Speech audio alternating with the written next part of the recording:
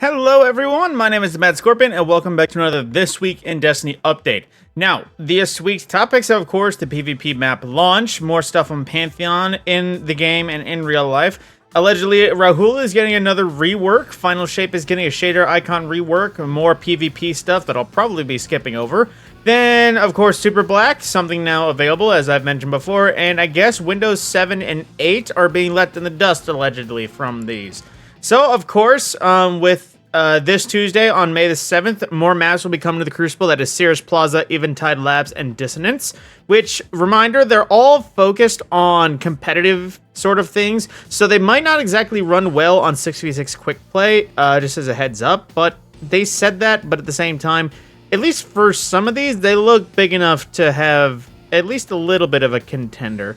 But at the same time, they actually shared some full layouts ahead of time, so you can actually see exactly what's going on with every map, of course. And then, in case you didn't know as well, Eventide is going to be on Europa. Obviously, Cirrus Plaza is going to be on Neomuna, and Dissonance will be on Nezarec's Pyramid Ship, in case you wanted to know where things will be happening. It appears two of them are not symmetrical maps, which is basically, if you don't know what that means, the same split down the middle. Obviously, some of them do look a little bit shaky in comparison, but it does look like Cirrus Plaza is symmetrical, so, you know, something to work on there in case you just want a straight-up map. And then for new territory, I guess, see, new territory playlist, I'm assuming that'll be only those modes. Let's see, we'll replace 3v3 quick play, feature 3 new maps for the following game modes of Survival, Elimination, Clash, and Collision. Be sure to pick up the quest from Shax for more details on the map and playlist. Let's see, additionally, new territories design playlist for the new maps. Maps will be available in all other playlists in the private lobby as usual. Lastly, new territory will be available until the end of the season, at which point any player who engaged in the playlist will be awarded with the new Slaycation emblem.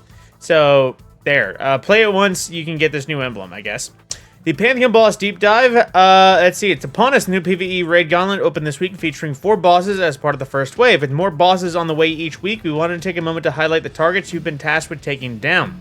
So, at the start, elimination of Golgoroth, of course, Hive, blah, blah, blah.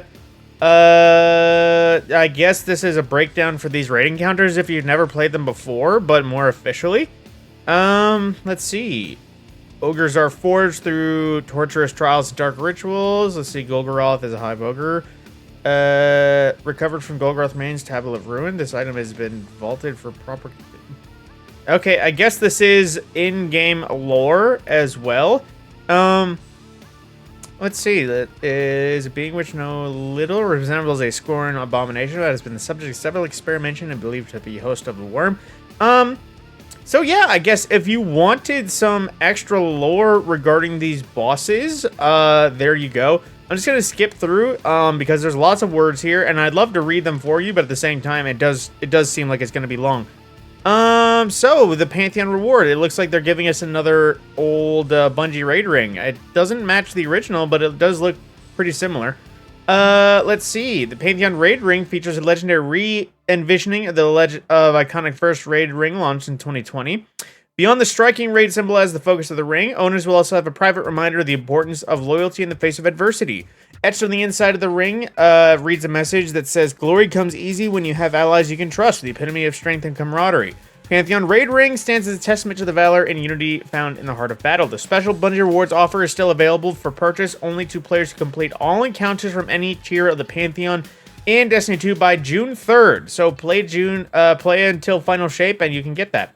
The Godslayer title pin will also be available for purchase, who earned Godslayer title by the 3rd of June. So, Rahool's frequent decryptor program. Let's see. The experience of grinding out new exotic armor can be a time-consuming process. It can take quite a few runs to get the drop you're looking for, and many more to get the one with stats that support your build. Besides that, with iconic exotic armor pieces often forming the backbone of a powerful build, new players are certainly asked to spend a long time tackling challenging content solo before being able to run builds that support the effective tactics.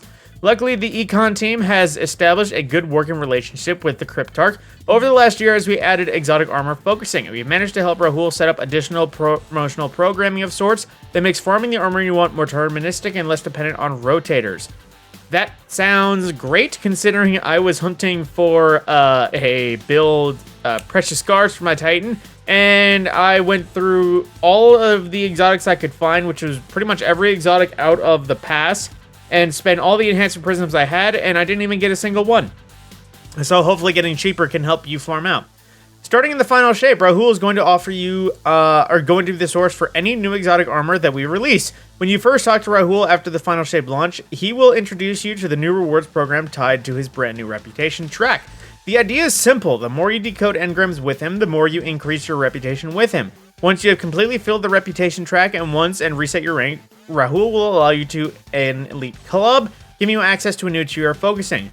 Once you become one of Rahool's engram insiders, you'll be able to purchase any piece of exotic armor for any character on your account for 1 exotic engram and 1 cipher. In addition to the previous focusing options, because this is tied to Rahool's new rep rank, there is no weekly limit to using this tier of focusing. As long as you still have ciphers and engrams, you can keep rolling armor. With this change, we're also altering the way that old sources of exotic armor work. First, lost sectors will keep the same drop rates for exotics, but instead drop engrams whenever they would have previously dropped gear. Neo Muna will still drop new exotic armor when you complete a Vex Strike Force encounter, but we won't be adding any more new armor to the drop list after Season of the Wish. Interesting. How about that? With these changes, we know you're wondering how long will it take to get this newfangled tier of focusing. I've got world's first race to prep for, blah blah. Without going to the exact number, the actions that will give most reputation will be precision decryption, aka tier 2 focusing, followed by advanced decryption, then opening exotic engram. But last but also least, opening a prime engram. So if you want to be ready for the Witness's forces as soon as possible, be sure to stock up on exotics and ascendant shards before June 4th, as with little more than full stock of engrams, you'll be able to start focusing new armor. So that does sound pretty interesting. Just because... But it is weird, though, because now who is going to go into lost sectors? Because, yes, you can get just basic engrams, but I have a feeling that if somebody's hunting for 1 exotic, then they're going to go, stock up on the engrams, and then get the role they want, and then they're not going to touch it. Because aside from that, basic exotic engrams and gunsmith weapons, which, I haven't been there for that reason, but we'll see how it goes out. With the final shape, we're upgrading the look and design of the shader icon layout. Shaders have a core way a player can provide a unique look and feel to their Guardian. We wanted to help continue to make that feel better. Our goal with this update is to make the shader icons more accurately reflect the colors and textures that apply. You know, it's surprising, but also not, that after 7 years that they're finally doing this. Just because, just to put in perspective, there are some shaders, like, let's take Jadestone for the example. All 4 of these colors could be showing, but none of them would be present. There are some that are in the shader system that are like that. But I digress. Let's see. To help address this issue, we made up updates to the shader icon logo that includes all 6 colors for that shader. Also be changing the design in a way that makes primary colors appear to take more space, and secondary colors for more accurate representation with most gear items. Glows are also reflected in the update design, so it will be easier to distinguish those shaders within your selection screens. So that is quite good. We tested many different design solutions for this goal and eventually settled on adding a diamond to the center of the current icon design to change the layout. So I imagine it's like primary, secondary, glows, and all of the various other colors that come by. Now, let's see. Strike team. I'm going to skip by all this because there's lots of words here. Which, let's see. Yeah, I'm just going to skip by. If you have any care about Crucible, I'd recommend just reading it yourself. Because just some points they talk about is the new special ammo system, respawn, issues with balancing as always. So if you want to actually read that, there you go. Now, of course, Super Black is here, which, again, if you don't know how to get Super Black, basically complete all of the quests from our site, then unlock the new guns for the Brave set, and then you just have to get to max rank, or max reputation with Mr. Shax, and at that point, you'll be given both keys, and you can unlock Super Black. So, there you go.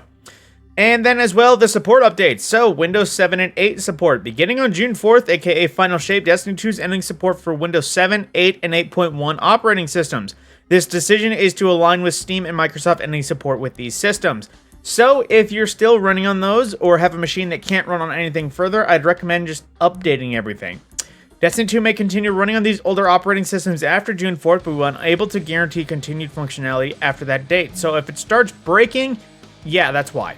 Patheon checkpoints. Due to an issue preventing players from progressing in the Patheon when joining at a checkpoint, we have disabled checkpoints for the Caretaker and Zawara Explicator of Planets, aka second and third encounters. We are attempting to resolve this issue as soon as possible. We will provide an update when we have more information to share. And Archie's quest information. We've seen confusion surrounding weekly Archie Hunt quests and wanted to offer clarification. These quests are only intended to be available for 1 week each week, and we made this made with time limit in mind. We understand this is not ideal for all players, which is why we made the shader available for one completion of any other weekly quest. The lore attached to these triumphs will become available to all players when the final shape launches on June 4th. So yeah, I guess the quests are available for 1 week at a time. How about that? Known issues. In Onslaught, players may be teleported back to the incorrect ADU location. This isn't too terrible because you can just run over. The ADU in Onslaught can occasionally despawn. Interesting. On rare occasions, the spark in Onslaught can be lost. The portal to leave a boss phase in Onslaught will sometimes not open when killing bosses too quickly. And Brave Weapons, Recluse, and Hammerhead don't highlight enemies like the previous models. And as usual, for the full list of issues, review the known issues article and report anything that you have seen to the help forum in case they have not said it. Ooh, that's cool looking Nezarec. It looks like he's sailing a boat. But from that is This Week in Destiny. Of course, we're not getting more details on the final shape just yet. I feel like that will be the last month, so... Actually, no, I anticipate soon, hopefully, we'll be seeing more of details and changes come final shape. But that is pretty much it. My name is TheMadScorpyon. I will see you in the next video.